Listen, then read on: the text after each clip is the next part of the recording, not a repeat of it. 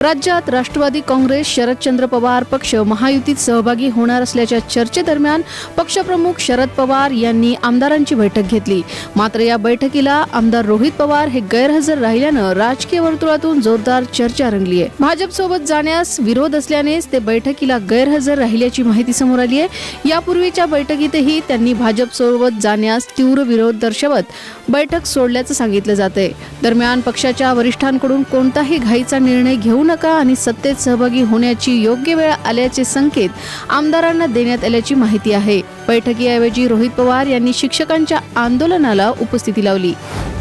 कल्याण डोंबिवली महापालिकेच्या शास्त्रीनगर रुग्णालयातील डॉक्टर मारहाण प्रकरणात मुख्य आरोपी आणि शिंदे सेनेचे नगरसेवक रमेश म्हात्रे यांना विष्णुनगर पोलिसांनी अटक केली आहे. अटकेनंतर वैद्यकीय तपासणी दरम्यान त्यांची प्रकृती खालावल्यानं त्यांना ठाणे सिव्हिल रुग्णालयात आयसीयू मध्ये दाखल करण्यात आलं. गर्भवती महिलेवर उपचार न करता दुसरीकडे हलवण्याचा सल्ला दिल्याने संतप्त झालेल्या म्हात्रे यांनी फोन का उचलला नाही या कारणावरून समर्थकासह रुग्णालयात जाऊन डॉक्टर व नर्सला मारहाण केल्याचा आरोप आहे. महिला डॉक्टरलाही धक्काबुक्की व दमदाटी करण्यात आल्याचं समोर आले. घटनेचा व्हिडिओ व्हायरल झाल्यानंतर वैद्यकीय क्षेत्रातून तीव्र संताप व्यक्त झालाय. या प्रकरणात रमेश पवार, प्रमोद निकम आणि अक्षय कारांडे यांनाही अटक करण्यात आली आहे. मराठवाड्यात हिंगोली, परभणी आणि नांदेड जिल्ह्यांना मध्यरात्रीपासून सकाळपर्यंत सलग 4 भूकंपाचे धक्के बसल्यानं नागरिकांमध्ये भीतीचं वातावरण पसरलंय. पहिला धक्का 4.6 रिश्टर स्केलचा, तर त्यानंतर 3.6 आणि 3.9 तीव्रतेचे धक्के नोंदवले गेलेत. पहिल्या भूकंपाचा केंद्रबिंदू हिंगोली जिल्ह्यातील वासमत तालुक्यात, तर पुढील धक्क्यांचा केंद्रबिंदू कागडबा परिसरात होता. धक्क्यामुळे अनेक नागरिक घराबाहेर धावले, तर काही घराच्या भिंतींना तडे जाऊन प्लास्टर कोसळल्याचं समोर आले. जिल्हा प्रशासनानं परिस्थितीवर लक्ष ठेवले असून नागरिकांनी अफवांवर विश्वास न ठेवता घाबरून जाऊ नये असं आवाहन करण्यात आले. सीसीटीव्ही फुटेजही समोर आला असून नुकसानाचा पंचनामा सुरू आहे. संत ज्ञानेश्वर आणि संत तुकाराम यांच्या पालख्यांचे आज पुण्यात आगमन होत असल्यानं शहरात विशेष वाहतूक व्यवस्था लागू करण्यात आली आहे.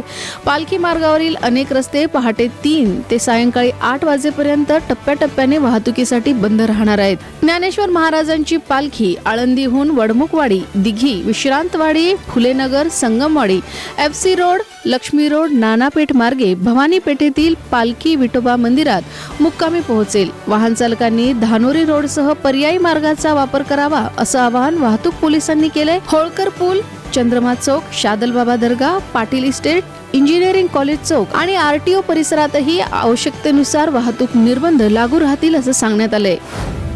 मुंबई, कोकणसह राज्यात झालेल्या मुसळधार पावसामुळे रायगड जिल्ह्यातील खालापूर या ठिकाणी मोठी घटना घडली आहे. HPCLच्या LPG बॉटलिंग प्लांटमधील सुमारे 3000 सिलेंडर पाताळगंगा नदीच्या पुरात वाहून गेलेत. नदीत वाहून आलेले काही सिलेंडर नागरिकांनी गोळा केल्याचंही समोर आले.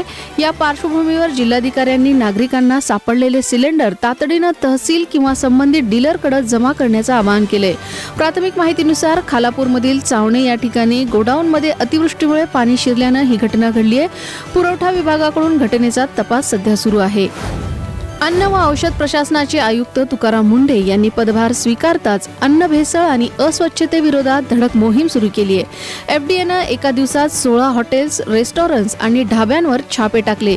या कारवाई दरम्यान मुंबईतील नरिमन पॉइंट येथील सुप्रसिद्ध रुस्तम अँड कंपनी आईस्क्रीम दुकानात गंभीर अनियमितता आढळल्यानं त्यांचा परवाना तात्काळ निलंबित करण्यात आलाय. तपासणीत अस्वच्छ परिसर, उंदीर आणि माशांचा वावर, कोल्ड चेनमध्ये त्रुटी, मुदतबाह्य अन्नपदार्थांचा साठा आणि आवश्यक नोंदींचा अभाव आढळलाय.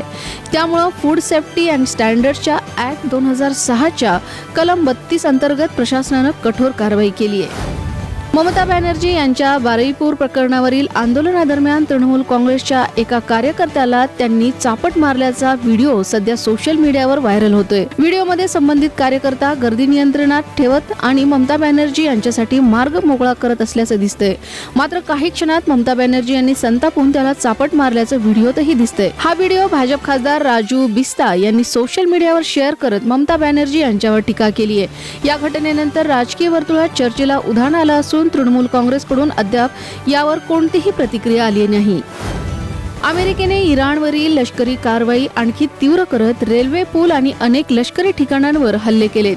ही कारवाई होर्मुझ सामुद्रधुनीत व्यापारी जहाजांवरील हल्ल्याच्या प्रत्युत्तरात करण्यात आल्याचे अमेरिकन लष्कराने म्हटलंय. डोनाल्ड ट्रम्प यांनी सोशल मीडियावर हल्ल्याचा व्हिडिओ शेअर करत हा बदला आहे, अजून कठोर कारवाई होईल असा इशारा देखील दिलाय. अमेरिकेच्या सेंट्रल कमांडनुसार इराणची आंतरराष्ट्रीय नव आवाहनाला धोका निर्माण करण्याची क्षमता कमी करणे हा या मोहिमेचा उद्देश आहे. हल्ल्यानंतर इराणच्या दक्षिणेकडील अनेक भागात स्फोटांचे आवाज ऐकू आले असून काही ठिकाणी वीज पुरवठाही खंडित झाल्याचं सांगण्यात येतंय. श्रेयस अय्यर याच्या नेतृत्वाखालील भारतीय T20 संघ इंग्लंड विरुद्धच्या मालिकेत अद्याप विजयाच्या प्रतीक्षेत आहे. पहिला सामना पावसामुळे रद्द झाला तर पुढील 2 सामने भारताने गमावले. तिसऱ्या सामन्यात भारताला तब्बल 125 धावांनी पराभव पत्करावा लागला. संजू सॅमसन यांना वगळून वैभव सूर्यवंशी याला संधी देण्यात आली, मात्र त्याचाही अपेक्षित परिणाम दिसला नाही. आता मालिकेत टिकून राहण्यासाठी भारताला चौथा सामना जिंकणं अनिवार्य आहे. हा सामना ब्रिस्टोलच्या काउंटी ग्राउंडवर भारतीय वेळेनुसार रात्री 10 वाजता सुरू होणार आहे. पावसाची शक्यता कमी असल्यानं पूर्ण सामना होण्याची ही अपेक्षा आहे. मनोरंजन विश्वातून धक्कादायक बातमी समोर आली आहे. ज्येष्ठ अभिनेते राजेश शर्मा यांना प्रभासच्या आगामी स्पिरिट चित्रपटाच्या चित्रीकरणादरम्यान विषारी किडा चावल्याचा संशय असून त्यांना कोलकात्यातील खासगी रुग्णालयात दाखल करण्यात आले.